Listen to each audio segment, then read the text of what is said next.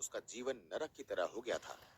वहां उसने अपने से ऊपर के लेवल वाले लोगों के लिए वो सब कुछ किया जो उससे बन पड़ता था।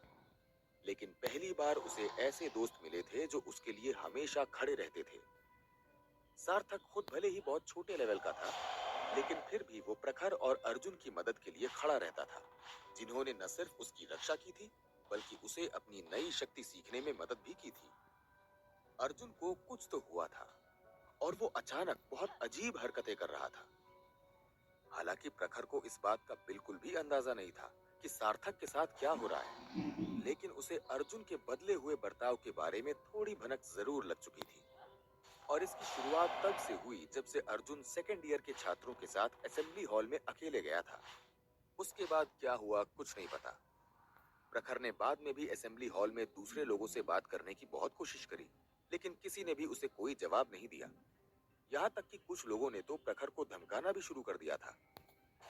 तभी चलते चलते प्रखर को कहीं से एक जानी पहचानी आवाज सुनाई दी।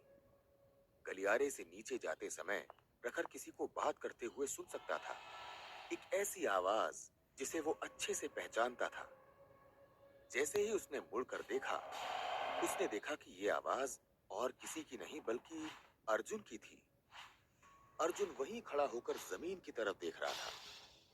प्रखर जल्दी से गलियारे के कोने में छिप गया और देखने लगा कि आखिर माजरा क्या है। कुछ दिनों से जब भी प्रखर कमरे के बाहर अर्जुन को मिलता था, तो अर्जुन उसे अनदेखा कर देता था और बिना उससे बात किए ही वहां से चला जाता था।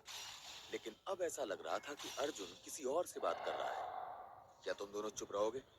अर्जुन ने कहा। अर्जुन के फिर से बोलने से पहले कुछ देर तक वहां शांति थी। किसी की भी आवाज नहीं आ रही थी। मुझे परवाह नहीं है कि वो किसकी फीलिंग्स को हर्ट करता है, और ऐसा भी नहीं है कि सार्थक दूसरे लोगों से बात भी नहीं कर सकता। एक बार फिर थोड़ी देर तक किसी की भी आवाज नहीं आती। देखो, अगर तुम इसमें शामिल हो गए और उन्हें चोट पहुंचाई, तो मैं तुम्हें माफ नहीं करूंगा।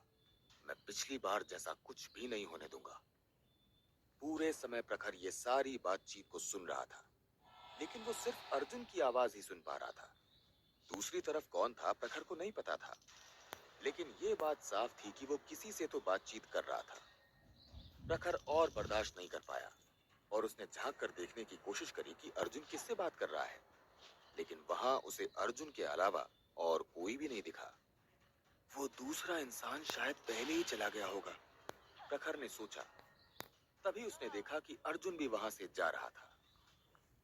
स्कूल की घंटी बजती है और ये इस बात का इशारा था कि उनका लंच ब्रेक अब खत्म हो चुका है और दूसरी क्लास में जाने का समय हो गया है।